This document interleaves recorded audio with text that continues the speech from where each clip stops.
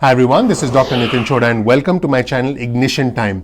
In this video, I'm going to talk about an interesting new political reality, which is that Republican senators are now supportive of second stimulus checks. Here's why. Now, if you recall, up until this point, Republicans were dead set against a second stimulus package. They wanted to take a wait and see approach. They wanted to see how the money, the first stimulus package, the CARES Act, made its way through the economy. They wanted to see how states started to reopen, and they wanted to be essentially fiscally more responsible. In fact, some Republican senators were dead set against the idea of a second stimulus package in the past. Senator John Kennedy from Louisiana specifically said, well, people in hell want ice water too, when he was asked about a second round of checks. He said, I mean, everybody has an idea and a bill usually to spend more money. It's like a Labor Day mattress sale around here. These were his exact words.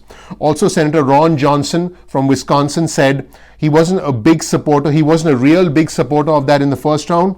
This isn't your classic recession. As you can see, Senate Republicans were not supportive of a second stimulus check, and neither was the Senate Majority Leader Mitch McConnell. So what is the new reality emerging in Washington? Although the pandemic has eased off a little in New York and New Jersey in the Northeast, it has now spiked in the South and the West, including in many states that tend to vote Republican. In fact, just a few days ago, the United States had its highest ever one-day number of cases reported for the pandemic since the start of the outbreak, and 29 states have rising numbers, have rising case numbers. So we are not out of the woods yet. In fact, this is surging in 29 states as we speak. Now, Texas, Florida, and Arizona have had renewed outbreaks and a surge in the pandemic. In fact, they had to walk back their reopening plan, not just pause the reopening plan, but actually walk back their reopening plan and go back to state closures in some cases. So things aren't going very well over there. Now, as you probably know, some states are traditionally Republican.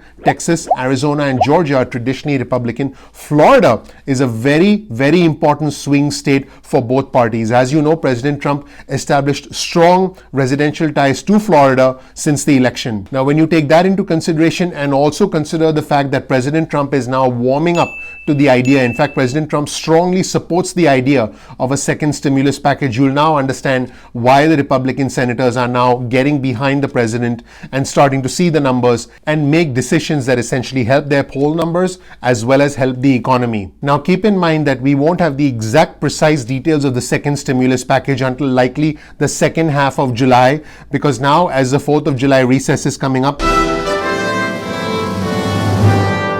the Senate is going to return after the 4th of July recess, and that's when things will start to move along. Remember, the $600 a week unemployment booster from the federal government for unemployment benefits is scheduled to end in the end of July, which is why this matter is going to be taken up with a lot of urgency in the second or third week of July, and that's when we can expect to have significant, substantial news. In the meantime, my recommendation would be to keep an eye on the extent of the outbreak in your state and surrounding states.